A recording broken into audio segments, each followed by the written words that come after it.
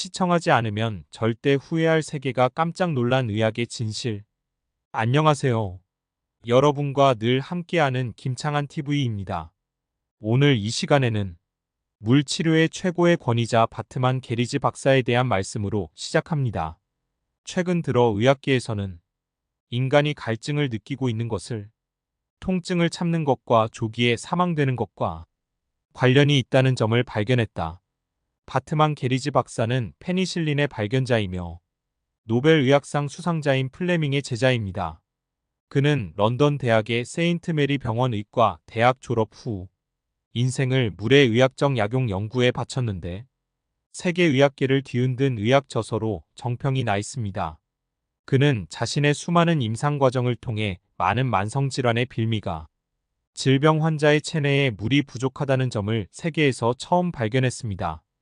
그는 이 원리로 약을 쓰지 않고 물로 약 3천여 명의 환자를 치유했습니다. 바트만 게리지 박사는 물로 아래와 같은 질환을 치료할 수 있다는 것을 발견했습니다. 첫째, 심장병과 중풍입니다. 충족한 체내 수분은 혈액을 희석시켜 뇌혈관이 막히는 것을 효과적으로 예방합니다. 둘째, 골다공증입니다.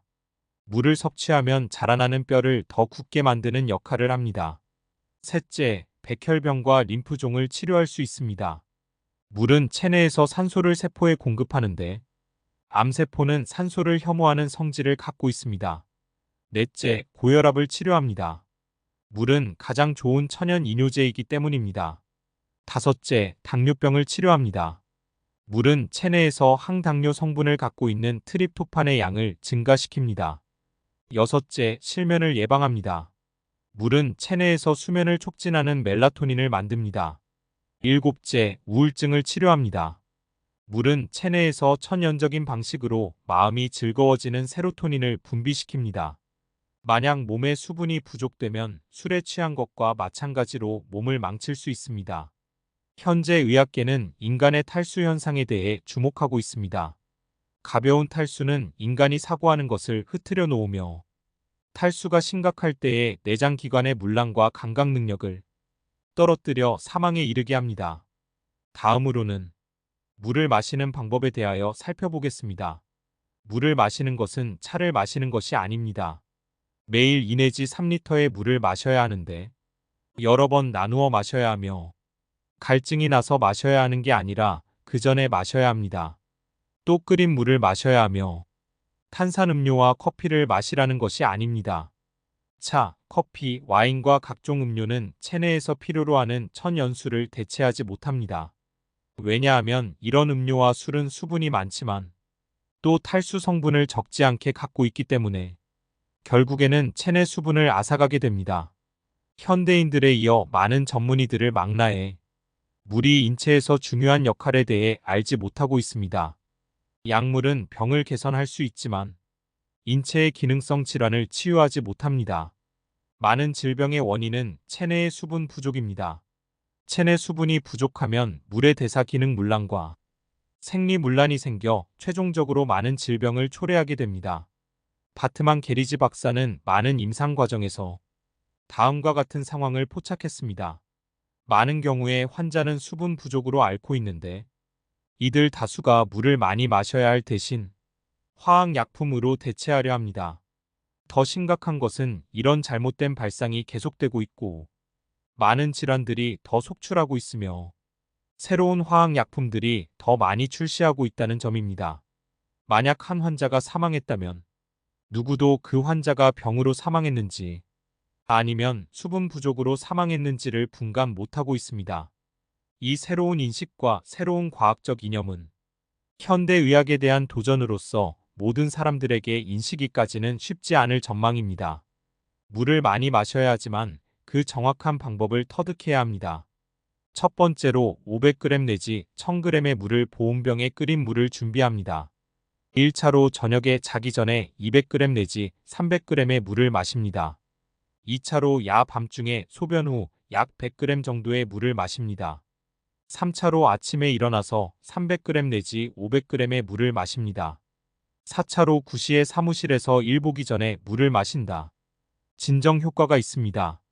5차로 11시에 물을 마신다. 정서를 풀고 수분을 보충하는 것입니다. 6차로 12시 50분에 식사 후 반시간 지나서 물을 마신다. 소화 촉진 작용을 합니다. 7차로 오후 3시에 물을 마신다. 피로를 풀어주는 효과가 있습니다. 8차로 6시에 마신다.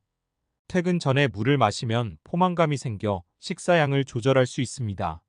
7시 30분에는 저녁 식사 후 마신다. 소화 흡수를 돕습니다. 만약 밤중에 물을 마시면 수면에 방해가 된다면 낮에 물을 한 번에 너무 많이 마시지 말고 여러 번 마셔야 하는데 한 번에 100g씩 마시는 것이 좋습니다. 그러면 저녁에 적게 마셔도 됩니다. 현대의학의 발전사에서 인체 기능의 퇴화성 질환을 치료하는 첫 중대한 발견이 바로 물을 섭취하는 것입니다. 이는 간단하면서도 가장 천연적인 치료 방법입니다. 일반적으로 인간은 성인이 된 후 갈증을 느끼는 감각이 퇴화됩니다. 그래서 체내 수분이 적어지고 있습니다. 연령이 많아짐에 따라 체내 세포의 수분 함량도 감소되고 있습니다. 세포 내의 수분 함량과 세포 외의 수분 함량의 비율이 11로부터 0.81로 감소됩니다. 인간은 노년에 들어서서 매 10년에 3리터의 수분을 잃게 됩니다. 이는 거대한 변화입니다. 우리가 물을 마시는 것은 세포 기능의 수요입니다. 물을 적게 마시면 세포 기능의 활력이 떨어지게 됩니다. 바트만 게리지 박사는 신비스러운 사실을 임상에서 발견했습니다. 환자의 탈수 신호가 바로 몸의 통증을 통해 표현된다는 점입니다. 두 번째로 갈증이 나지 않아도 물을 마셔야 합니다. 갈증이 나지 않아 물을 마시지 않게 되면 수분에 의한 인체 기능은 휴면 상태에 들어가게 되며 따라서 탈수 현상이 심각할 경우 인체의 장기 기능이 극한에 달해 결국은 질병에 걸리게 됩니다. 물의 역할은 청소부와 같이 신진대사에 기여해 노폐물을 배출합니다. 수분이 충족해야 체내의 노폐물이 쉽게 배출되고 변비나 결석 등 문제가 해소되며 피곤증 등이 개선됩니다. 만약 노인의 체내에 수분이 충분하면 단백질과 효소의 활성도가 높아집니다.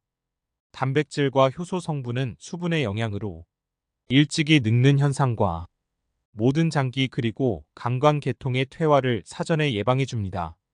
때문에 우리는 매일 물을 많이 마시고 자주 마시는 습관을 키워 질병을 예방해야 합니다. 사랑하는 시청자 여러분, 잘 시청하셨나요?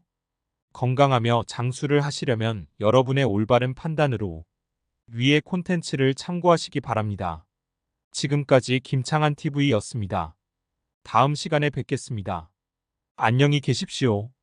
상기 내용은 바트만 게리지 박사의 저서 물의 의학적 약용 연구의 내용을 간추린 것입니다.